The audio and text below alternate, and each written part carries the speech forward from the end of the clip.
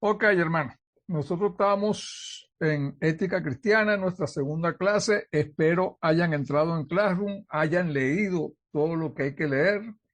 Espero hayan disfrutado un poco la primera guía, sobre todo con relación a todos los conceptos de ética, de moral. Como le dije en la semana 2, creo que hay algunos ensayos sobre diferencia de ética y moral. Léanlo, hermano, hay que tener conocimiento. Hay también un ensayo grande de una tal Castellano, creo que es el apellido de ella, muy interesante, pero ahí lo que está en la reseña, creo que está en la semana 3, pero que quiera profundizar en eso me avisa y yo le mando su ensayo para que lo lea. También en esta semana ya tienen que haber empezado a leer el libro de Stock, tenían que haber leído la introducción y haber empezado a leer el capítulo 1 para empezar a hacer el trabajo sobre el capítulo 1 que se llama el carácter del cristiano.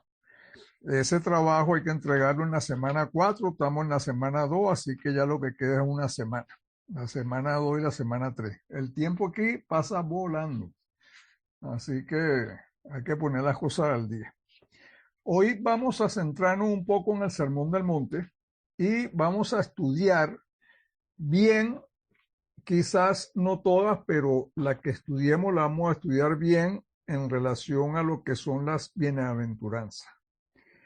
Toda la información sobre el asunto de concepto de lo que es ética y moral, lo que es la ética secular, la ética cristiana.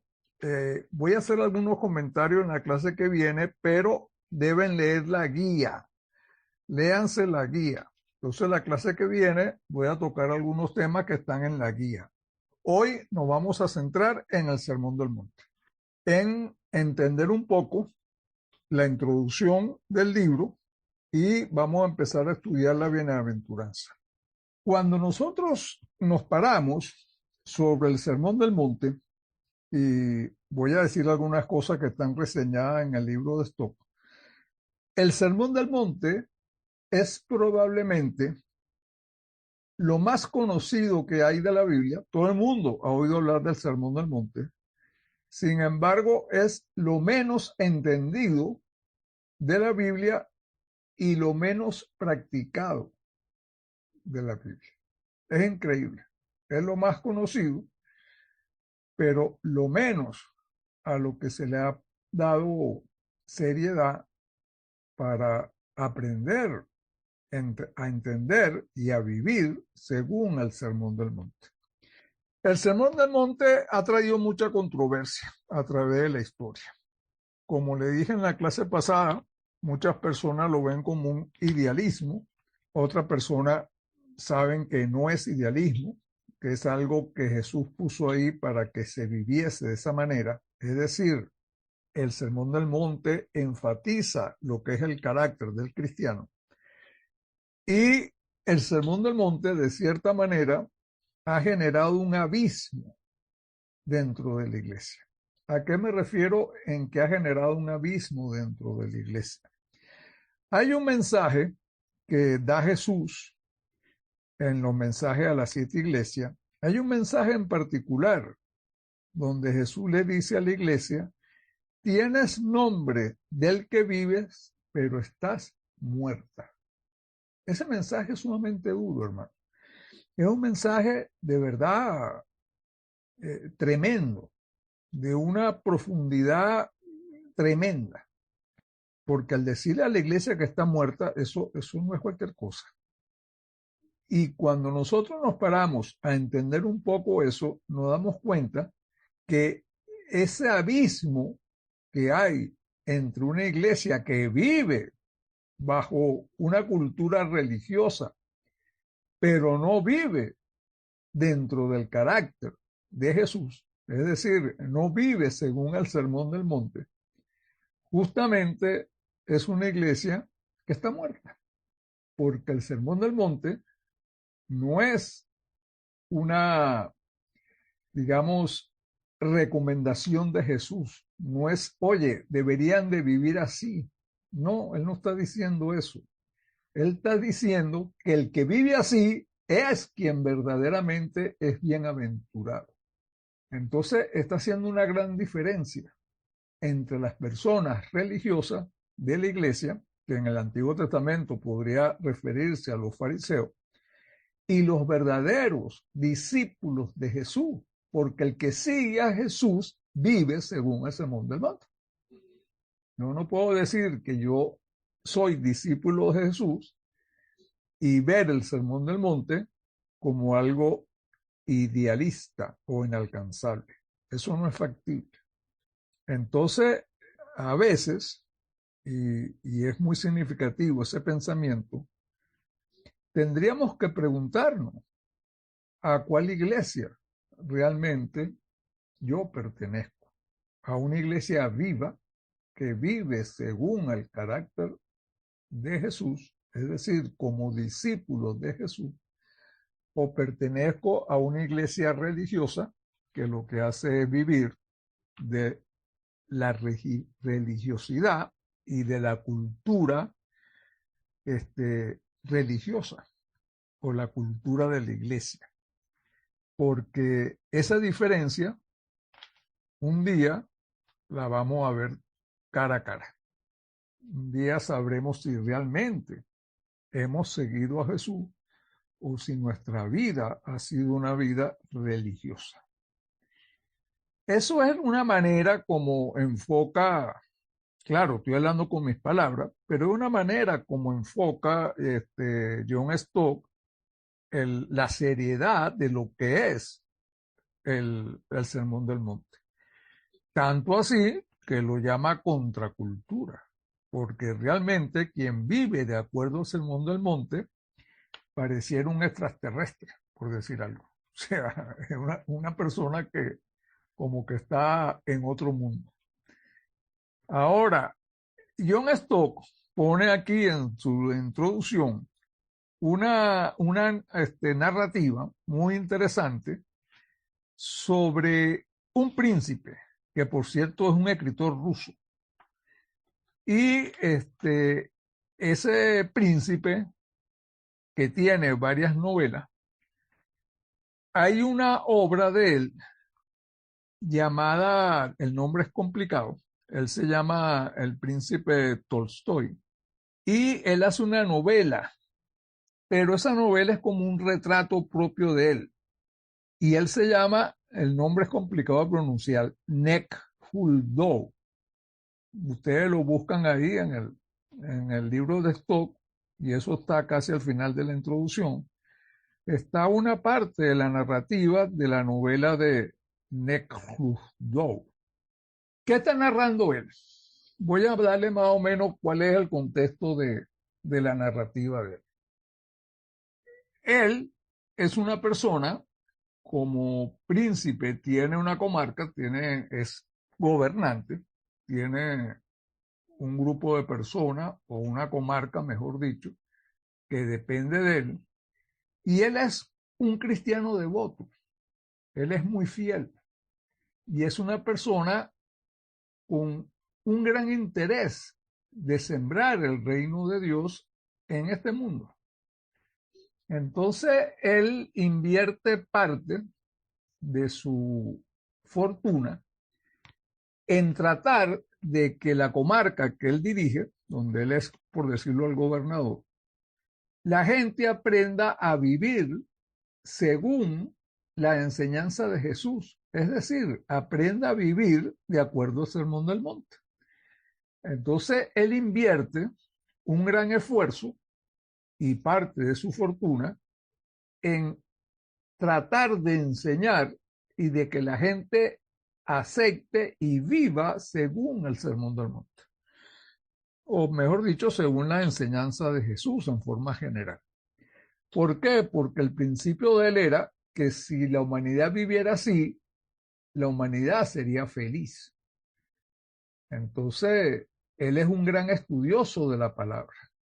Y no solo un estudioso de la palabra, sino de cierta manera un gran predicador, y de cierta manera impone en su comarca que la gente viva de acuerdo a la enseñanza de Jesús. Y es una persona que ha leído la palabra cientos de veces.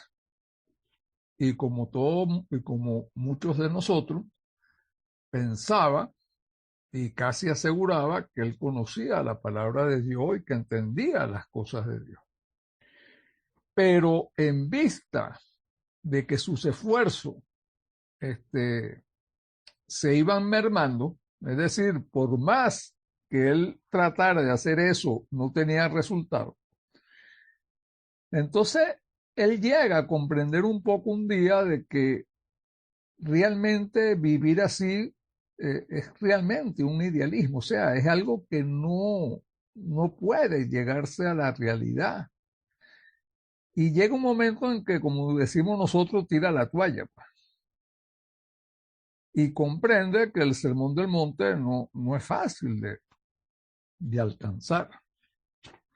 Así que un día, con esa, vamos a decirlo así, con esa desesperanza, un día pues llegó cansado, se sentó y agarró su Biblia y empezó a leer un poco a la luz de la vela. En aquel entonces la luz que se tenía era la luz de la vela. ¿Me sigue más o menos la idea? Sí, profesor. Sí, profe. Ok.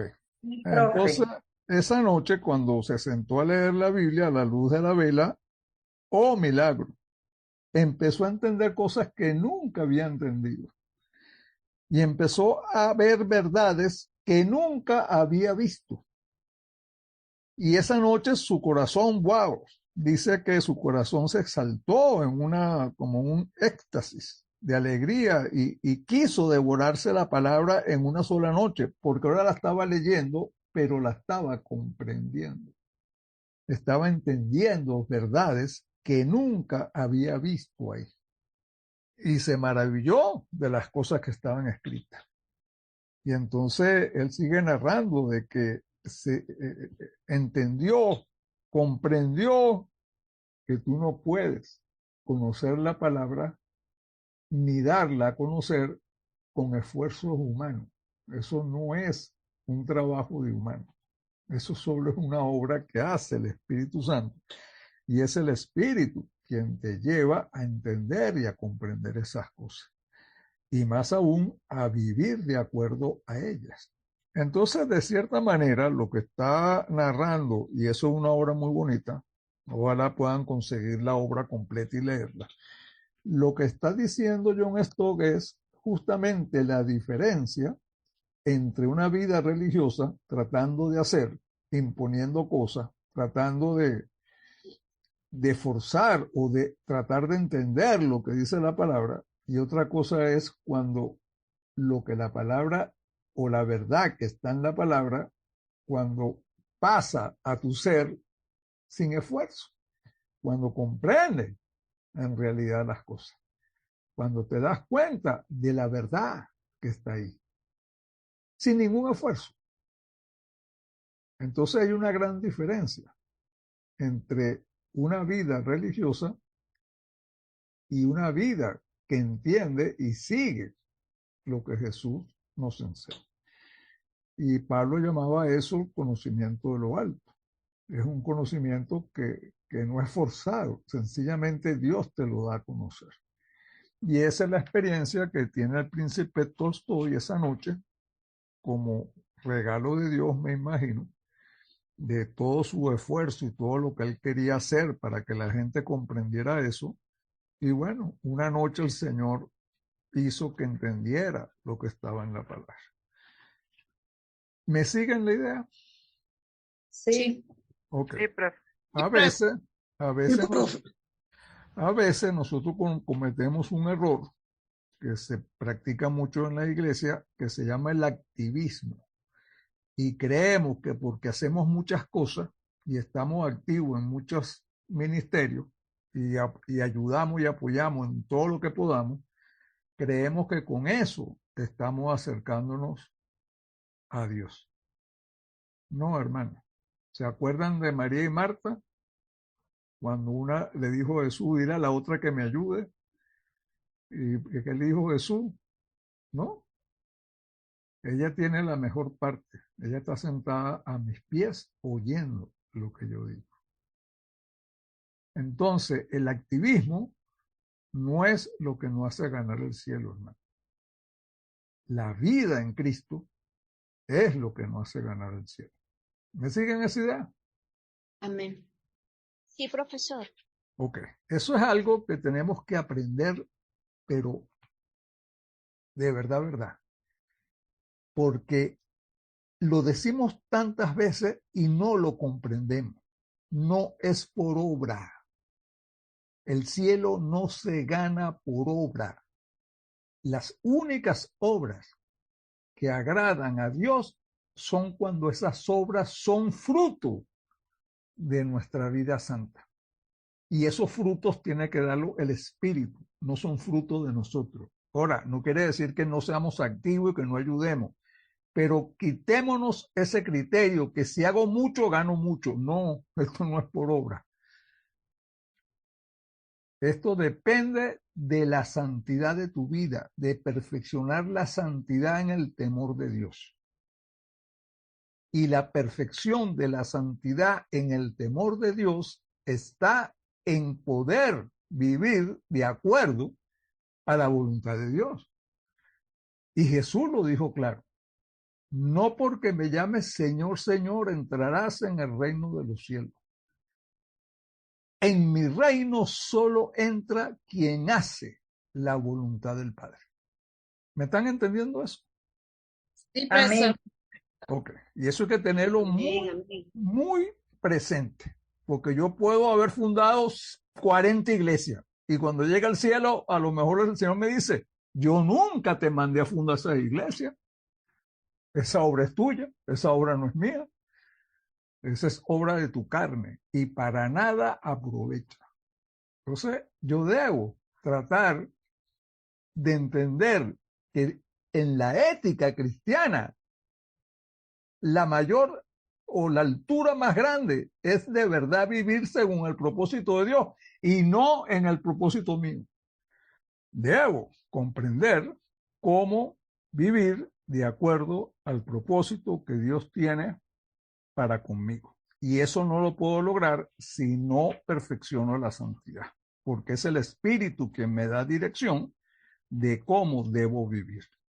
Por lo tanto, la bienaventuranza, en el fondo, lo que están es formando el carácter del cristiano. Están haciendo que el cristiano pueda visualizar y ejecutar la justicia de Dios aquí en la tierra. También que el cristiano aprenda a hacer influencia en el mundo, es decir, sal y luz del mundo. También la bienaventuranza me enseñan el carácter de la piedad, porque el cristiano debe manifestar piedad y también debe manifestar ambición. Nosotros tenemos que tener ambición de las cosas de Dios, tener sed por las cosas de Dios.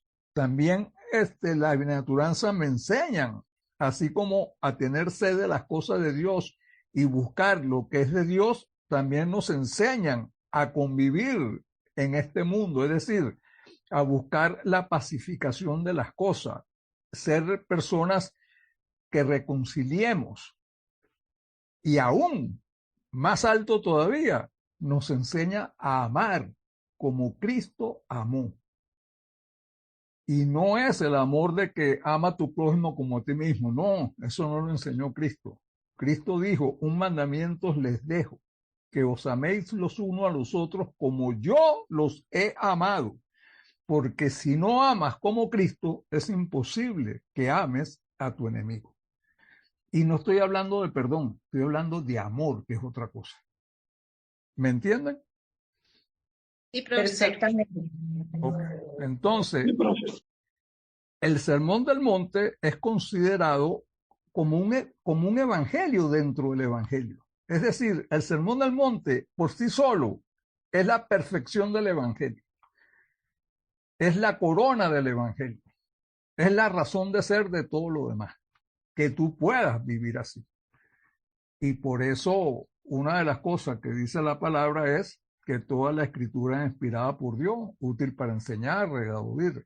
Y fíjense lo que dice, para que el hombre y la mujer de Dios sean perfectos.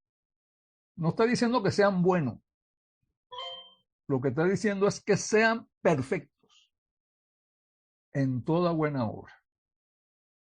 Y esa perfección está dentro del carácter del cristiano, que debe semejarse al carácter de Cristo, que es el varón perfecto.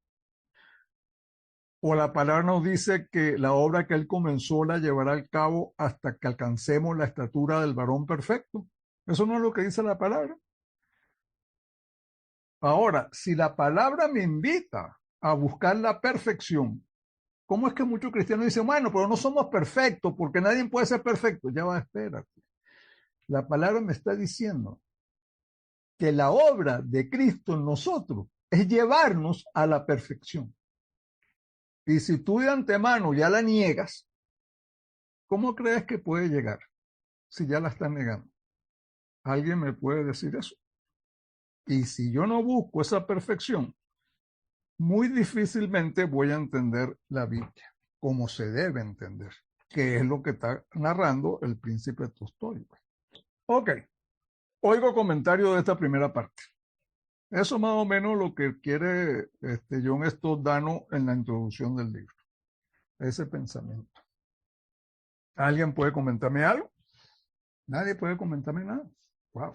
Sí, sí, profe, bueno, de verdad, muy apasionante el tema, interesante y definitivamente, pues uno puede ver aquí que son ideas fundamentales de Jesús para nosotros hoy y para que todo lo que vienen después de nosotros, pues es ese manifiesto de Jesús que deja allí en su palabra a través de esta bienaventuranza para que nosotros podamos aplicarla a nuestra vida y con la ayuda del Espíritu Santo, pues poder cumplir todo esto que habla allí en las bienaventuranzas.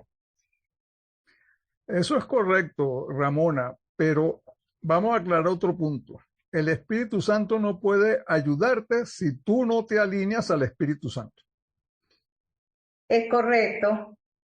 Entonces, es correcto. A veces nosotros damos la idea de que como que el Espíritu Santo lo va a hacer mágicamente. No, eso no es mágico. El Espíritu Santo te ayudará en la medida que tú te alinees a Él, en la medida que tú te engranes dentro de Él y permitas que Él dirija tu vida. Por eso Pablo decía, no contristella al Espíritu, es decir, no le pongas esfuerzo al Espíritu, no lo acorrales, déjalo que Él actúe con libertad, pero para hacer eso tú tienes que negar tu yo. Así es. Y esa es la parte que no hacemos, porque entendemos muchas cosas, pero no negamos el yo. Y si no negamos el yo, que es lo que le pasó a Tolstói, hasta que él comprendió las cosas, que él no podía hacerlo él, y se negó a sí mismo, entonces fue cuando entendió la palabra. Amén, así es, profe. Totalmente de acuerdo. Sí. Entonces tenemos que tener eso bien claro, que el Espíritu hará en nosotros de acuerdo como nosotros menguemos la carne. Así que todo el problema de esto es la carne. Todo el problema de esto es el yo. Por eso Jesús dijo, el que quiera venir en pos de mí, niéguese a sí mismo, niegue su yo y tome su cruz. Porque va a tener que crucificarse, va a tener que crucificar el yo. Tiene que hacer morir su carne para que pueda alinearse y ser dócil a las cosas del Espíritu. Ok, ese es un principio que hay que tener bien claro. Lo otro es, ya metiéndonos dentro de las bienaventuranzas, que yo no puedo ver las bienaventuranzas como cosas separadas. Se estudian separadamente, pero en sí ellas no están separadas. Es decir, yo no puedo aprender a vivir siendo pobre de espíritu y cuando logre eso, entonces empiezo a aprender a vivir como manso. No, eso no funciona así.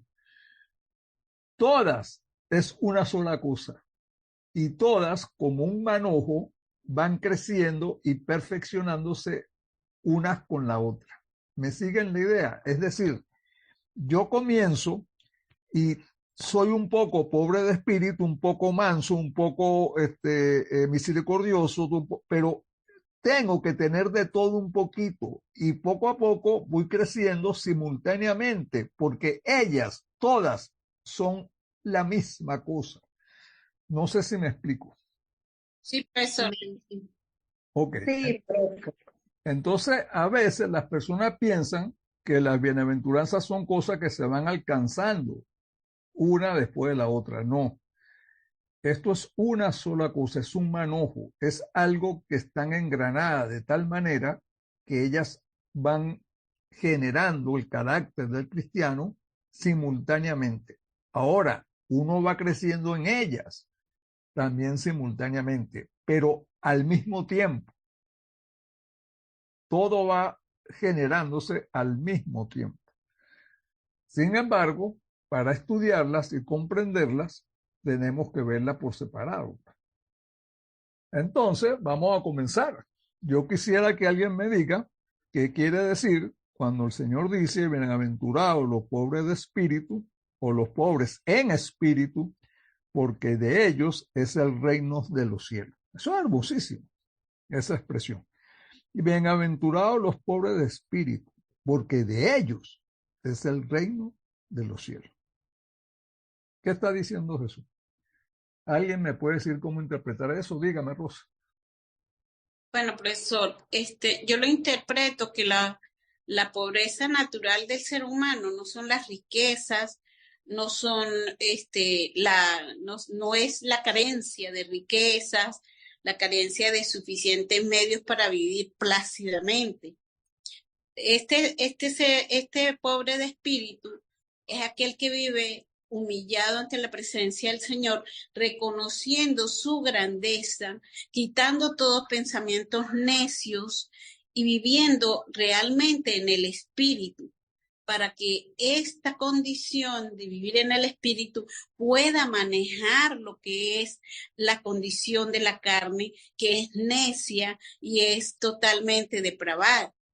Entonces, si vivimos en humillación y realmente haciendo la voluntad de Dios para nosotros para poder sobresalir como mansos, realmente pobres en el espíritu, es en esa sumisión a Cristo Jesús. Gracias, Rosa. Sin embargo, todo lo que expresaste, que es verdad, es el fruto de ser pobre de espíritu, pero no me definiste lo que es ser pobre de espíritu. ¿Alguien más puede decir algo? Dígame, Nairobi. Yo creo que el pobre de espíritu es una persona que reconoce que realmente no tiene nada, que el único que puede hacer algo por él es el Señor, que realmente de él no posee nada, o sea, es como realmente un pobre.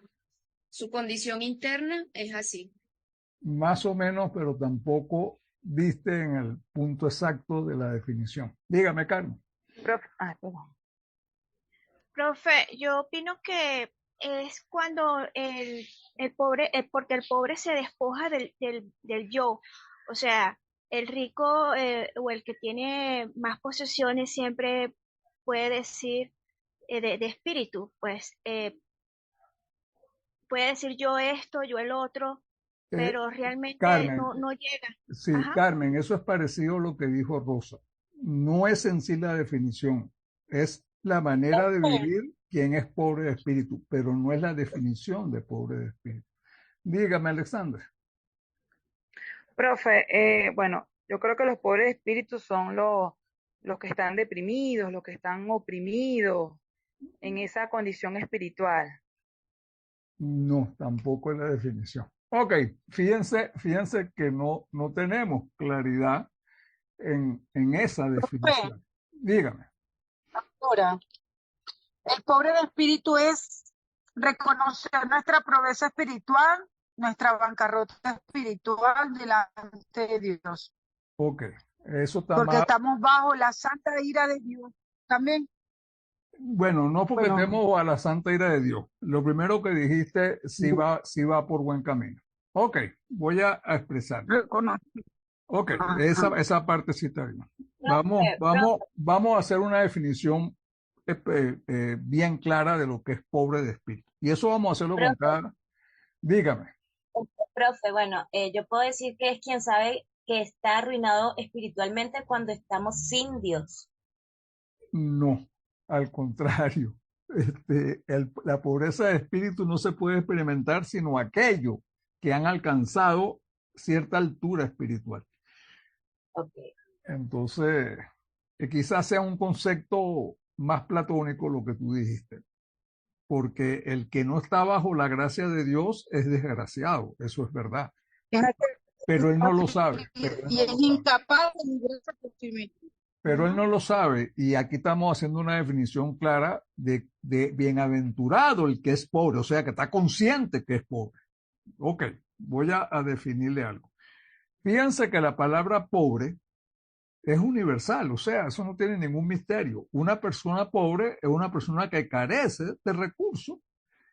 Entonces, una persona que está en la calle indigente, que tiene que recibir y pide que se le dé un pedazo de pan y la persona le da un pedazo de pan, yo te hago una pregunta. ¿Él paga el pan que se le da? No. No. No, Lo único que él puede decir es gracias, porque él no tiene recursos para pagar aquello que se le da. Por lo tanto, su única actitud es una actitud de agradecimiento. Bueno, eso es exactamente lo mismo, pero en el lado espiritual. Es que es verdaderamente pobre de espíritu. Ha comprendido que no tiene nada con qué pagarle a Dios lo que Dios ha hecho por él. Lo único que tiene es decir gracias. ¿Me entendieron? Profe, Repito, sí, grandioso. repito, el que es pobre de espíritu está consciente de que no tiene absolutamente nada cómo pagarle a Dios lo que Dios ha hecho por él. Lo único que puede es arrodillarse y decir gracias. No tiene otra alternativa, no tiene más nada que ofrecer. Eso está de acuerdo al problema del activismo que le hablaba hace poco. A veces pensamos que por ser muy activos estamos pagándole a Dios lo que Dios hace por nosotros. Y el que es pobre de espíritu sabe que no puede hacer absolutamente nada para pagar, pero ni siquiera el más pequeño favor que Dios ha hecho por ti. ¿Me están entendiendo? ¿Me están? siempre, ¿Perdón? vive siempre, disculpe profesor que le interrumpa, es una persona que tiene que vivir totalmente agradecida en cada instante al Señor por lo que Él hace por nosotros, ¿sí?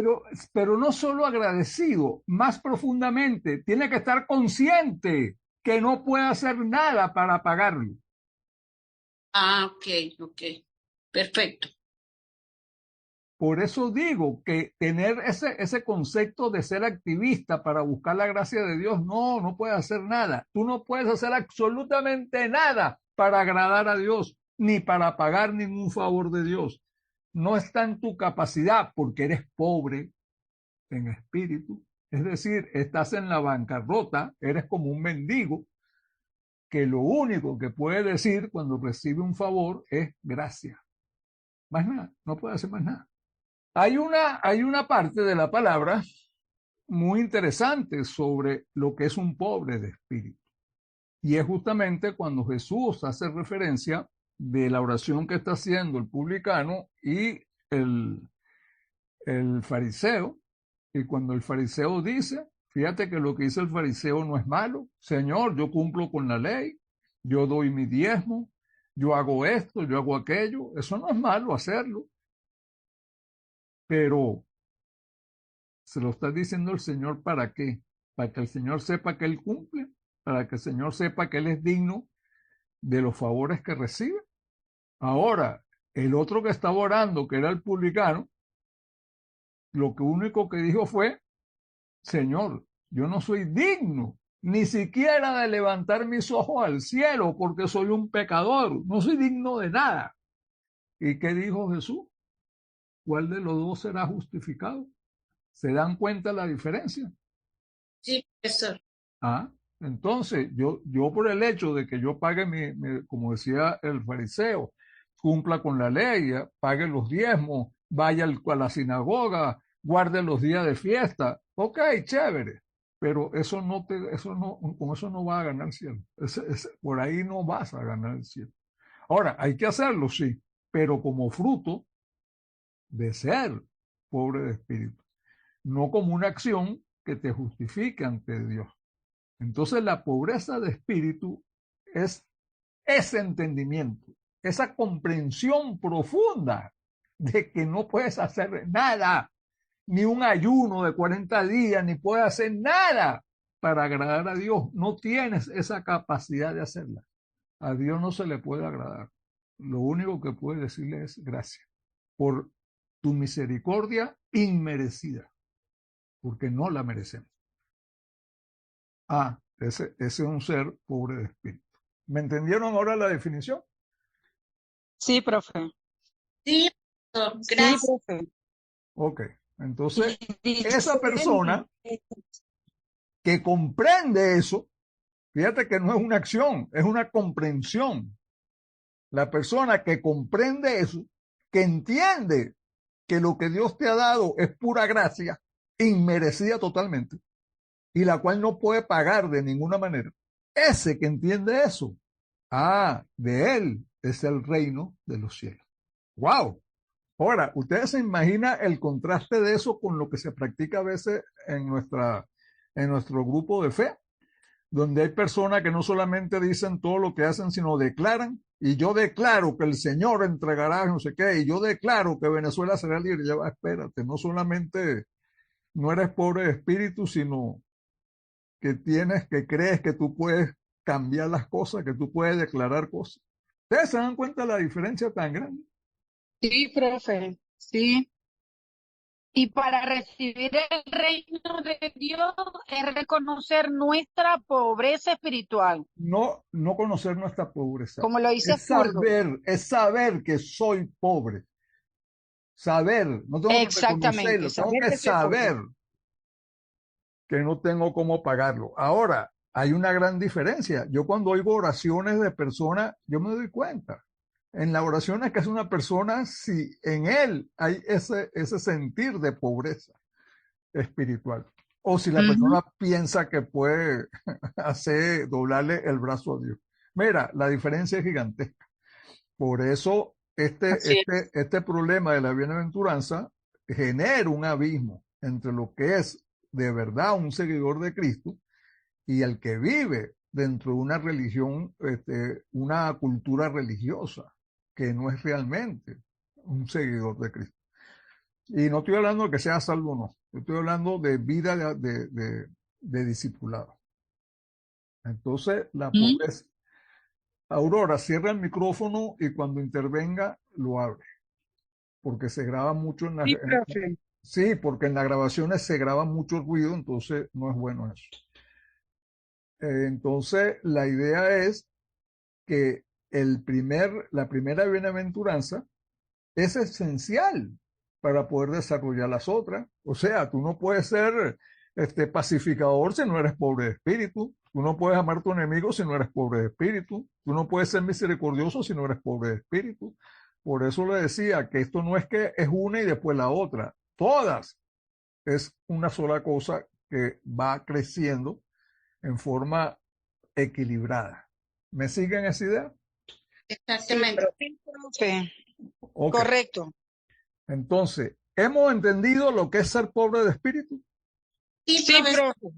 Ok. La Perfectamente. pobreza de espíritu es de tal significancia que la palabra dice, y así dice el Señor, el que venga a mí contrito y humillado, a ese miraré yo, no a otro, sino al que venga a mí contrito y humillado. Es decir, el que venga a mí pobre de espíritu, a ese miraré yo. Así que, hermano, esto es algo que tenemos que reflexionar y analizar porque muchas veces Las bendiciones de Dios no llegan porque no somos pobres de espíritu. Y el Señor no negocia. Él no bendice porque tú negocies con Él. Él te bendice cuando tú estás conforme a Él.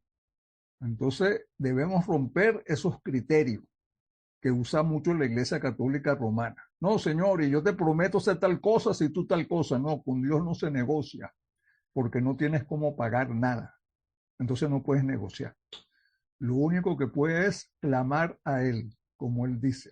Clama el día de tu angustia y yo te oiré. Pero no vengan a negociar conmigo. Me siguen, porque si eres pobre, ¿cómo vas a negociar si no tienes con qué? Entonces fíjense que esta bienaventuranza encierra cosas profundas y cosas que hacemos que es cultura religiosa, que no tiene que ver realmente con una actitud en la cual el Señor nos haga ser bienaventurados. Por eso dice, bienaventurado es el que sabe que es pobre de espíritu. Y de ese será el reino de los cielos, no de otro. Impresionante esta bienaventuranza. Ok. Oigo comentarios. Claro. ¿Vamos bien? Dígame, Neroy. Profe, bueno, usted habló sobre la Iglesia Católica, pero yo creo que ese pensamiento que viene de allá es un pensamiento que nace desde la Iglesia los primeros siglos, porque nosotros hablamos en teología de Pelagio, ¿no? Y de cómo es como ese sentimiento, no sé si llamarlo sentimiento, es como ese razonamiento humano de que nosotros realmente podemos hacer algo para el Señor. Y aun Bueno, cuando pero, nosotros decimos no lo hacemos por obra, muchas veces se predica algo y se vive otra cosa. sí, Nairobi, teológicamente tiene razón, pero cuando yo digo la Iglesia Católica Romana es por la cultura que se nos enseñó de que haciendo promesa ganábamos el favor de Dios. ¿Me explico? Okay. Entonces, esa cultura, ese pensamiento cultural viene mucho de la Iglesia Católica Romana, de no a promesa, reza tanto rosario para que el Señor te pueda, o sea. Ok, vamos con la segunda. ¿Alguien más quería decir algo? Aurora, baja la mano. Tú tienes la mano levantada, pero creo que ya tú interveniste, ¿no? Ok, vamos con las. Vamos con la Quería aportar un pensamiento de Spurgeon, que dice que la forma de elevarnos en el reino es hundiéndonos en nosotros mismos. Ok, gracias. Vamos con la segunda bienaventuranza. Entonces, ahora dice, bienaventurados los que lloran, porque ellos recibirán consuelo. Ok, ¿quién puede interpretarme qué quiere decir Jesús con eso? Bienaventurados los que lloran, porque ellos recibirán consuelo. ¿Qué está diciendo Jesús? ¿Por qué es bienaventurado el que llora? ¿Y por qué llora? ¿De qué llanto está hablando Jesús? ¿Alguien puede decirme algo? Dime, Aurora. Él hace referencia, profe, no al llanto o al llorar la pérdida de un ser querido, sino los que lloran la pérdida de su inocencia, de su justicia, de su respeto propio. No, Aurora, no. Creo que no, por ahí no va. ¿no? No. ¿Alguien más puede decir algo? Dígame, Rosa. Profesor, este llanto del cual se habla allí es de agradecimiento al Señor por toda la obra salvífica que Él ha hecho en nosotros. No, Este llanto Rosa, no, es Rosa, quebrantamiento no, Rosa, no, Rosa, no, pues tampoco es por ahí. Dígame, Indira. Es el llanto, es llorar por los pecados de otro, profe. Entonces, ok. Tiene que ver con el pecado, pero ok, del otro y los míos. Tiene que ver con eso. Los míos y lo que yo comento. Correcto, llorar de lo que yo, de mi infidelidad. No, Llorar Aurora. no, Aurora, no es así. Okay. No es así, Aurora. O sea, tenemos que ser precisos en la definición. Está hablando de pecado. Está hablando de pecado. Es un llanto por Sí, pecado. de pecado. Ok. Es un llanto por pecado de otros. No, ya lo voy a explicar, de otro y los míos también. Alexandra, Es dime. la aflicción. Profesor, o sea, pienso yo que más o menos por lo que decía mi compañera también, ¿no? Por el pecado, pero también por la condición del mundo, por el rechazo al Salvador. Bueno, pero eso es pecado también, por el pecado del mundo. Por eso digo que hay que definirlo mejor, pero tiene que ver con el pecado. ¿Y por qué tiene que ver con eso? Por una sencilla razón. ¿Cuándo lloró Jesús? Jesús lloró y hay dos buenas narrativas interesantes donde Jesús llora. Por ejemplo, lloró cuando estaba llegando a Jerusalén y se sentó a llorar a las puertas de Jerusalén. ¿Y qué dice la palabra? ¿Por qué lloró? Porque vio su pueblo perdido, sin pastor, ovejas descarriadas, cada quien en sus propias cosas. Entonces, ese llanto por el que lloró Jesús, Jesús era sin pecado. Él no está llorando por su pecado, él está llorando por ver a su pueblo descarriado totalmente, sin pastor, sin quien los guíe. También Jesús, hay una narrativa donde Jesús llora cuando la muerte de Lázaro, pero él no estaba llorando por la muerte de Lázaro, él estaba llorando por la incredulidad de la gente.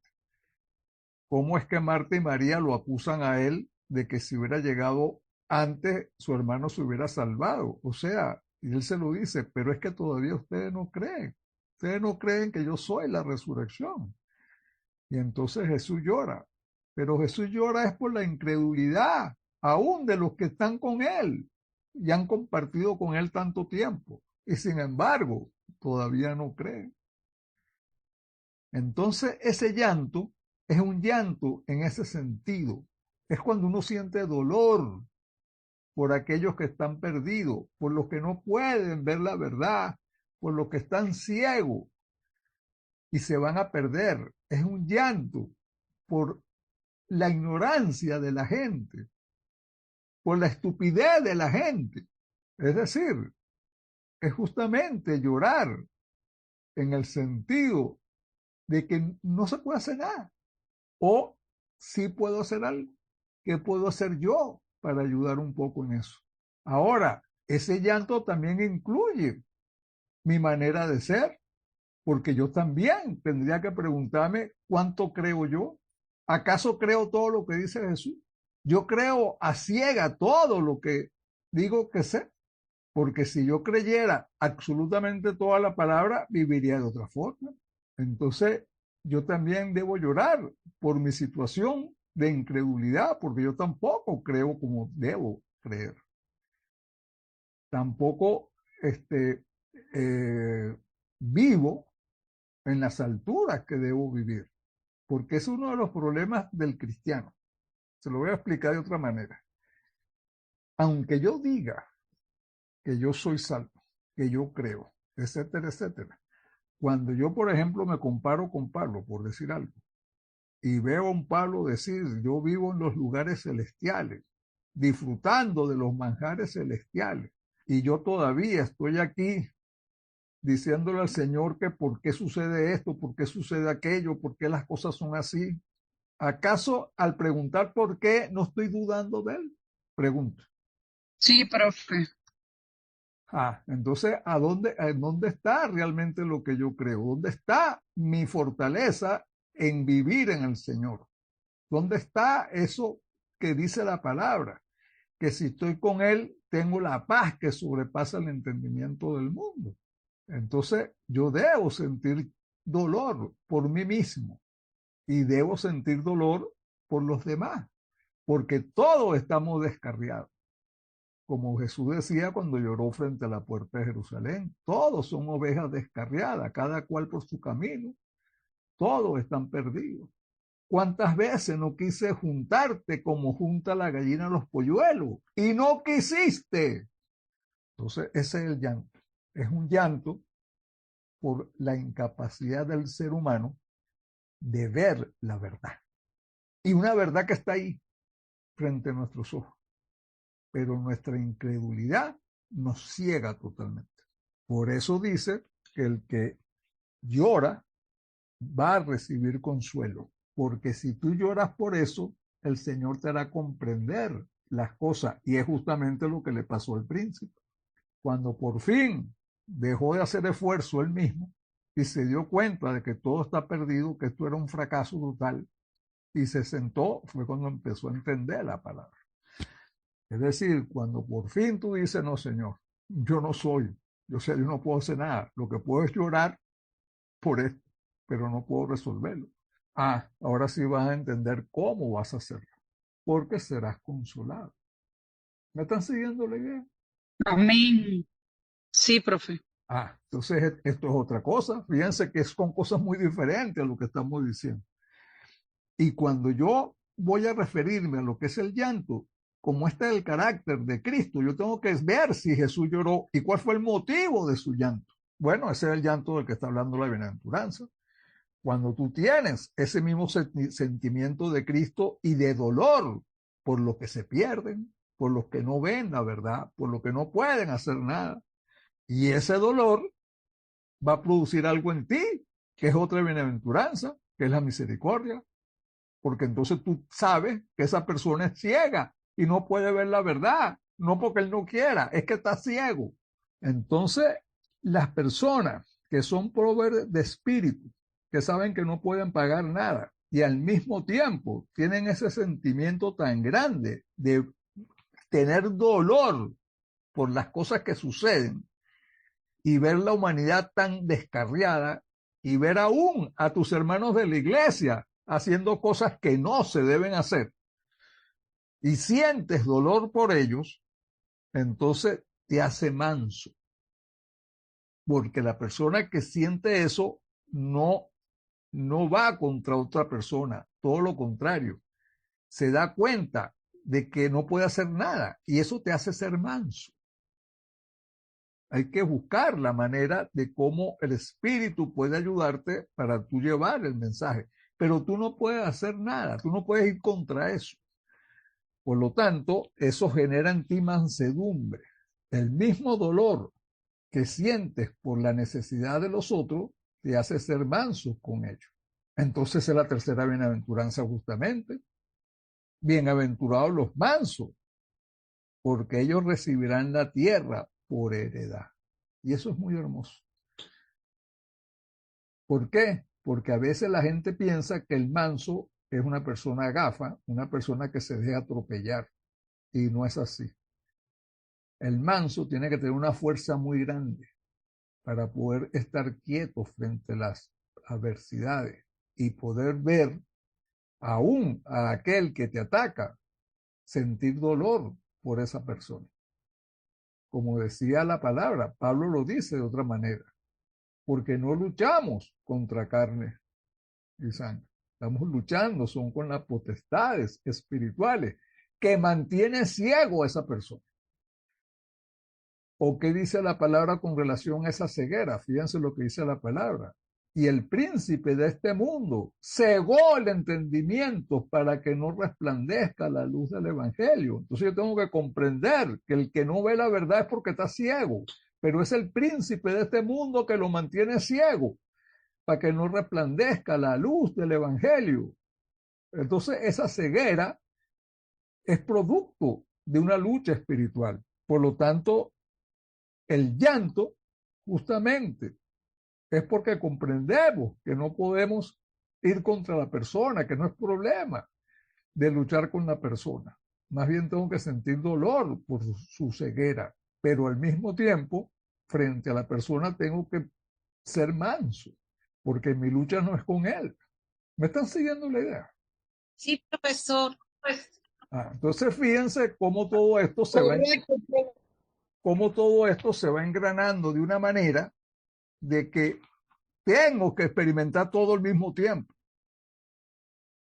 para poder ser bienaventurado. Entonces, las personas que sienten dolor por la humanidad, por todos, por sus enemigos, ese dolor te hace ser manso, porque comprendes que no es con lucha, que esto no es un problema de luchar, entonces te hace ser manso.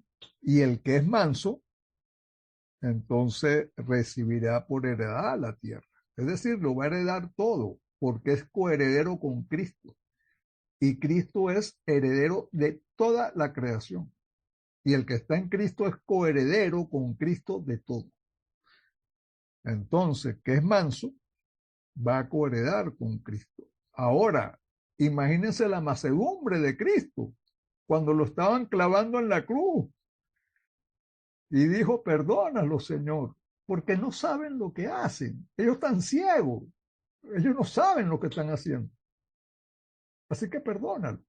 Yo no tengo nada contra ellos. Ellos no pueden saber lo que están haciendo. Esa es la mansedumbre de Cristo. Pero sin esa mansedumbre, yo no puedo perdonar. Tengo primero que ser manso para poder perdonar. Y soy manso porque comprendo el dolor. Comprendo en el dolor lo que ellos están viviendo. Ahora, yo a veces oigo en las iglesias esta expresión. Bueno, yo soy manso, pero no menso. Y yo digo, wow, no tienes ni idea de lo que estás diciendo. Qué distancia tan grande, ¿no? La manera como Jesús nos pide que seamos como en realidad somos. Ok. ¿Algún comentario hasta aquí? Fíjense, ya vimos 3. Excelente, profe. Ok. Profe, Diga. una pregunta. Con esa frase que dijo al final, que se dice en la iglesia, qué quiere decir la gente con eso? O sea, manso pero no menso. ¿Qué es lo que... O sea, lo que está diciendo es, mira, ok, yo no voy a hacer nada contra ti, pero yo sé quién eres, yo sé el daño que hiciste, o sea, yo no soy gafo. Yo soy manso, pero no soy gafo. O sea, menso quiere decir es una expresión que se usa en México para decir gafo. Pero quien dice eso, ok, no va a ir contra la persona, pero tampoco la ha perdonado, y mucho menos me hable de que la ama. Exacto. Entonces, no está haciendo absolutamente nada. Porque el hecho de que tú no tomes represalia contra la persona, eso no quiere decir que la has perdonado y mucho menos que la amas. Y la palabra dice, ama a tu enemigo. Por eso digo que vivir en la bienaventuranza es otra cosa. Hay un abismo gigantesco entre la vida religiosa y vivir de verdad como discípulo de Cristo. Ok, ¿vamos bien? Muy bien. Sí, profe. Ok, vamos a ver una o dos más y ustedes estudian las otras y vamos a ver si ustedes me la pueden expresar así como yo he ido expresando esta. Vamos a ver, por ejemplo, la siguiente que tiene que ver con, y además hay que saberse la bienaventuranza, hay que saberse al pie de la letra. Vamos a hablar de la que dice, bienaventurados los que tienen hambre y sed de justicia porque ellos serán saciados. Ok, esta es un poquito complicada y un poquito larga. Por eso digo que vemos esta y vamos a ver si ustedes después pueden desarrollar las otras y me las presentan, pues, a ver cómo la pueden presentar. Pero vamos a hablar de esta. Bienaventurados los que tienen hambre y sed de justicia porque de ellos serán saciados. Cuando estamos hablando de justicia, aquí la cosa es un poco más complicada porque tenemos que ver la justicia bajo 3 aristas diferentes. Tenemos que ver la justicia de Dios como justicia, tenemos que ver la justicia moral y tenemos que ver la justicia social. Y a veces una dependen de las otras y no siempre sabemos distinguir entre una y otra. Entonces, hay cosas que pueden ser justas socialmente, pero no son justas frente a Dios. Hay otras que pueden ser justas moralmente, pero no son justas socialmente.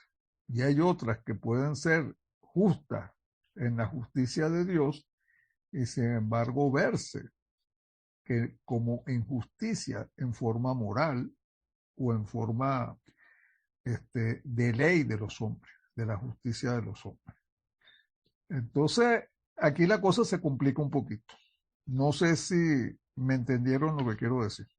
¿Hay alguna duda con lo que acabo de decir ahorita? Sí, profesor, la última, por favor. Ok, déjeme repetirle otra vez. Cuando hablamos de justicia, tenemos un problema, porque la justicia se puede abrir en diferentes términos. Está lo que es la justicia legal. Bueno, también está la justicia de Dios, pero vamos a quitar eso ahorita. Está la justicia de lo que es legal. Yo puedo hacer una cosa que legalmente la puedo hacer, pero no es moral. Por ejemplo, en un país que está permitido el aborto, un médico que practica el aborto no está siendo ilegal. Él está cumpliendo legalmente, pero ¿sería moral hacerlo? Moralmente estaría de acuerdo. Por eso que la moral y la ética hay que estudiarla muy bien, porque yo puedo cumplir con la justicia legal, pero estoy violando la justicia de Dios, por ejemplo, o estoy violando la justicia moral. Y hay otra justicia que es la justicia social. O sea, somos justos socialmente, velamos por la necesidad de los otros. Los gobiernos de verdad son justos socialmente, trabajan en función de ayudar a los más necesitados. Esa es la justicia social. Ser justo socialmente. Entonces, yo puedo ser una persona, por ejemplo, legalmente a mí no me obligan a darle un pan a un mendigo, pero si veo a un mendigo con necesidad y yo tengo un pedazo de pan en la mano y no lo comparto, estoy siendo justo socialmente. ¿Me siguen la idea? Sí, profesor. Entonces, yo tengo que ver la justicia en diferentes ámbitos. ¿Cuál es la justicia legal? ¿Cuál es la justicia moral? ¿Cuál es la justicia social? Y por encima de todo eso, la justicia de Dios, que es todavía más exigente. Entonces, cuando hablamos de tener sed y hambre de justicia, estamos involucrando todos esos conceptos simultáneamente. Yo debo tener hambre de saciar en lo que me sea posible la necesidad de lo que están alrededor mío. Yo debo alzar la voz por los más necesitados. Yo debo luchar por los más necesitados. Pero también tengo que alzar la voz cuando se viola la moral. Si quieren permitir el matrimonio del mismo sexo en Venezuela, yo tengo que oponerme a eso. Debo tener hambre y sed de justicia moral, de que se viva moralmente, y yo tengo que velar por la justicia legal. Yo tengo que respetar las leyes, tengo que respetar los semáforos, tengo que respetar todas las imposiciones que la ley están hechas para que vivamos en forma armoniosa.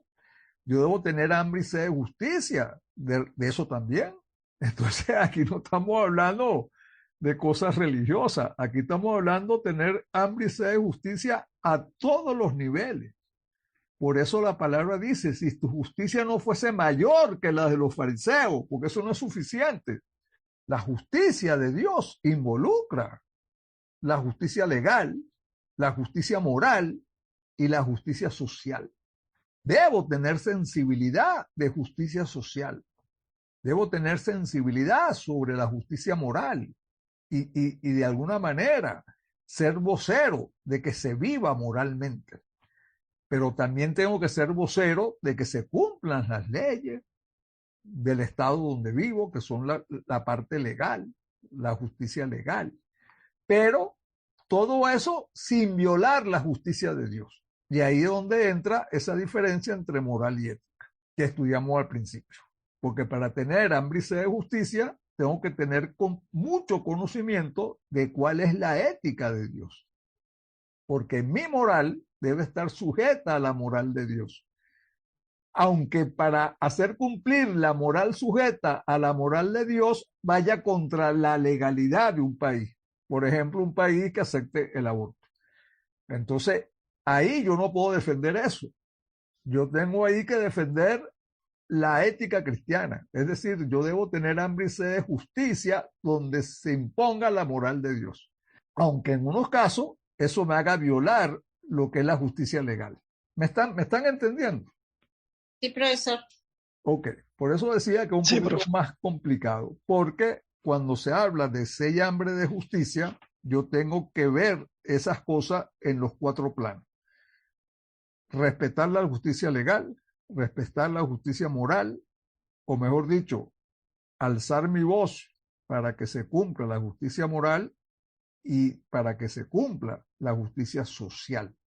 Pero todo eso debe estar enmarcado en la justicia de Dios, en la ética de Dios, como norma primera. Y mi lucha y mi sed y hambre debe estar en esos principios. Por ejemplo, un ejemplo muy interesante es cuando Pedro empieza a predicar y lo ponen preso por estar predicando a Jesús. Eso sucedió unos días después de Pentecostés.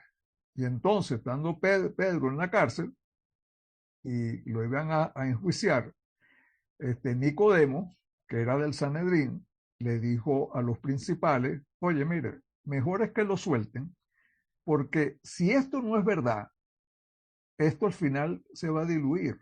O sea, nadie puede mantener de que un hombre resucitó indefinidamente. Eso se va a caer por su propio peso. O sea, así que no tiene sentido que lo obliguemos a no predicar, porque si eso no es verdad, eso se va a caer por su propio peso. Pero si eso es verdad, nos vamos a encontrar luchando contra Dios. Fíjense qué interesante lo que dice Nicodemo. Él pide que suelten a Pedro y lo dejen en libertad, porque si lo que él está predicando no es verdad, eso no va a durar mucho. Pero si eso es verdad, entonces ellos se van a encontrar luchando contra Dios. Sabio que es Nicodemo, ¿verdad? Y cuando lo van a soltar, entonces los del Sanedrín le dicen a Pedro, oye Pedro, ok, te soltamos, pero te prohibimos que prediques a ese Jesús. Y entonces, ¿sabe lo que le contestó Pedro? Él le dijo, mira, ¿a quién debo complacer? ¿Acaso debo complacer a los hombres o debo complacer a Dios? ¿Acaso debo vivir según las reglas de los hombres o debo vivir según las reglas de Dios? Es decir, a veces se viola la justicia legal para mantenernos en la justicia de Dios. Yo no puedo complacer a los hombres violando la justicia de Dios. ¿Me expliqué? Sí. Pero mientras yo no viole la justicia de Dios, tengo que cumplir con la justicia legal, la social y la moral. Entonces, tener hambre y sed de justicia involucra todo eso tan complejo. No es una sola cosa, ni es solamente la justicia de Dios. No, Dios dice que Él, de cierta manera, está involucrado en la justicia de los hombres, porque Él es quien pone y hace las cosas para que los pueblos se dirijan. Que el hombre ha distorsionado eso por el pecado, ok, pero mientras yo no viole la justicia de Dios, debo cumplir con la justicia legal, moral y social. Entonces la palabra dice, bienaventurado el hombre que tiene sed de justicia, porque ellos serán saciados. Ahora pregunto, ¿de qué manera serán saciados? Porque cuando uno se para en este mundo, uno ve todo lo contrario. Mientras más luchamos por las cosas buenas, al final nosotros terminamos mal. Y ahora con esas leyes de que el que critique el homosexualismo hasta puede ir preso, entonces la pregunta sería, ok, ¿cómo yo luchando por la sed y hambre que tengo de justicia, cómo seré saciado? O sea, ¿de qué manera voy a ser saciado? Porque lo que más me va a pasar es que la voy a pasar mal. ¿O no? ¿Me siguen la idea? Sí, Profe, yo creo sí. que ¿Ah? esta sociedad viene de la justicia de Dios, de que Él vengará a los impíos, de que Él es quien finalmente, no sé si tiene que ver, de pronto no seremos saciados ahorita, sino que habla para mí en un tiempo futuro, en ese juicio final que el Señor va a tener. Ok, de cierta manera es correcto, pero hay algo que quiero aclararte, Génesis. No necesariamente es en el futuro. El Señor hace justicia también aquí. O sea, lo que tú dices es correcto, pero yo lo que tengo que dejar eso es en manos de Dios, porque Él es justo perfectamente. Y Él hace justicia. ¿Va a ser en este momento o va a ser en el futuro? Yo no lo sé, pero sí sé una cosa, Él hará justicia. Y a veces esa justicia viene aquí y ahora. No sé si me está entendiendo. Sí, estoy de acuerdo, profe. Ok. Tu idea, tu pensamiento es correcto, pero nunca lo veas exclusivamente como algo en el futuro. Eso está en manos de Dios y Él sabe cuándo lo hace. Y a veces hemos recibido justicia aquí. Yo tengo experiencia de cosas que me han sucedido y el Señor ha sido justo y he recibido justicia. Aquí y ahora. Entonces, no tengo que verlo al futuro, pero sí tengo que ver algo. Él va a saciarme. ¿Cuándo? Es problema de él, pero él lo va a hacer. De eso puedo estar seguro. Dígame, Cama. Profe, sí. Hablando sobre este punto, uno dice que el apetito de esos que tienen hambre serán saciados. En este mundo es muy fácil ver nuestro alrededor, donde estemos, y ver la cantidad de situaciones malas que están sucediendo. Y que nosotros queramos luchar o desear luchar para solucionarlo, haciendo eso, ¿verdad? Estamos teniendo hambre y sed de justicia. Ok, ahora con lo que hablaba ahorita, deseando ver que lo malo se corrija, es lo ideal, es el hambre, como usted explicaba, tener sed y justicia. Pudiéramos ver también que en ese tiempo, en nuestro antepasado, vemos como la fe cristiana ha sido la fuente de muchas de las grandes reformas en el mundo. Vemos la abolición de la esclavitud, desde el Génesis podemos ver cómo el deseo, ¿verdad? El movimiento de derechos civiles, todo, durante la historia humana, vemos cómo esa hambre y sed de justicia, Dios ha intervenido en medio de la historia a través del hombre y ha hecho justicia en medio de toda esa circunstancia. Lo que debemos tener en cuenta es que no debemos nosotros hacernos cargo de esa batalla con nuestra propia fuerza, sino reconociendo inclusive primero nuestro propio vacío y lamentando nuestra propia injusticia, porque nosotros también somos injustos, y sometiéndonos nosotros mismos al poder de Dios, a través de su palabra, buscando cómo hacer justicia en medio de lo que nos toca. Ahora, la justicia es de Dios, y es Dios quien la establecerá en el momento que él crea oportuno o conveniente, no sé, pero decisión de... Carmen, fíjate que todo lo que tú dijiste, que es correcto, está montado sobre la misma idea que he venido desarrollando. Primero, para tú poder tener hambre y sed de justicia y que eso tenga cierto valor en la sociedad, primero tiene que ser pobre del espíritu. Es decir, tú sabes que tú no puedes hacer nada. Primero tiene que sentir dolor por la misma humanidad por la cual tiene hambre y sed de justicia, y esa es la bienaventuranza de los que lloran. Después tiene que ser manso, porque esto no lo va a hacer luchando con fuerza.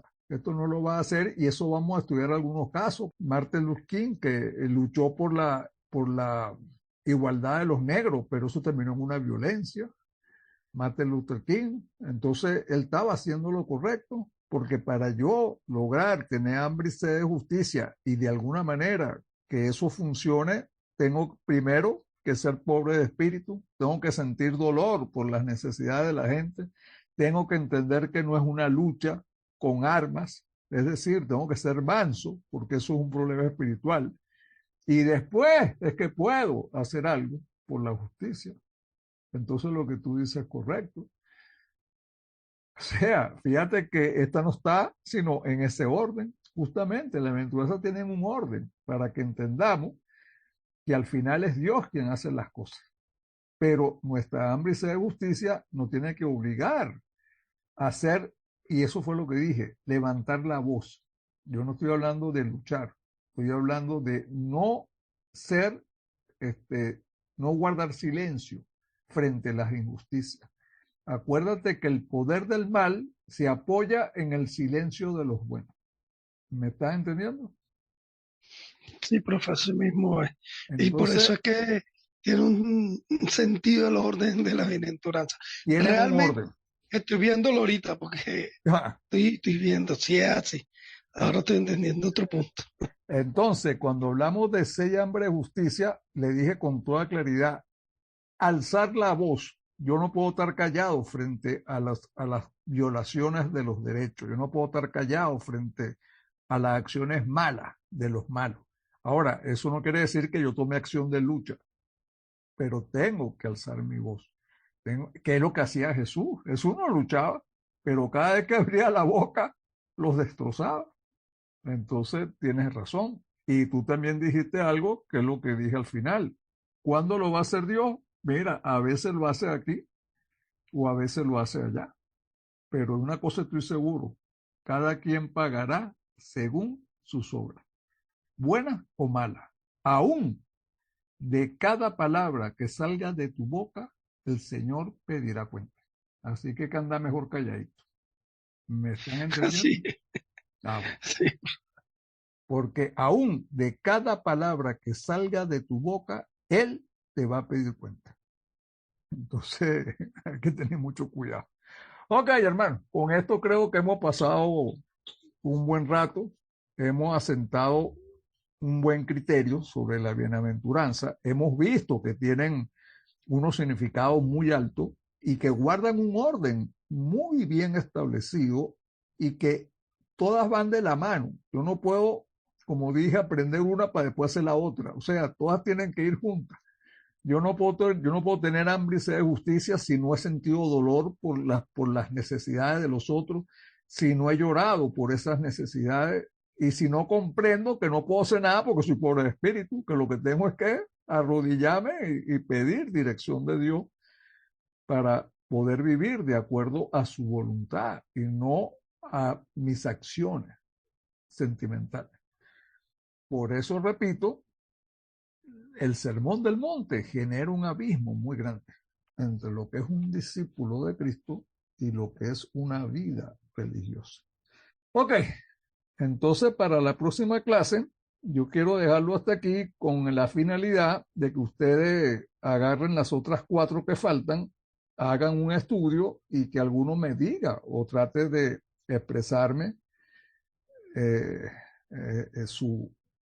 lo que piensa que dicen esas bienaventuranzas. Falta la bienaventuranza de lo que son misericordiosos, los limpios de corazón, los pacificadores y aquellos que se gozan cuando van contra ti por tú defender la verdad de Cristo.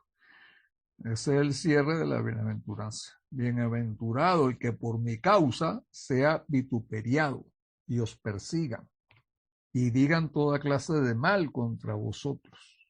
Gozaos y alegraos, porque vuestro galardón será grande en los cielos. Qué hermosa expresión, hermano.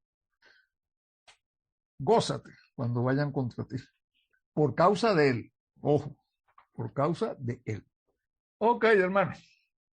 Creo que traten de leer las otras, empiecen a hacer el trabajo sobre la bienaventuranza, el carácter de cristiano. El tiempo pasa muy rápido. Y en la clase que viene terminamos las bienaventuranzas, como le dije, y vamos a meternos en la guía un poquito para entender algunas cosas que están en la guía.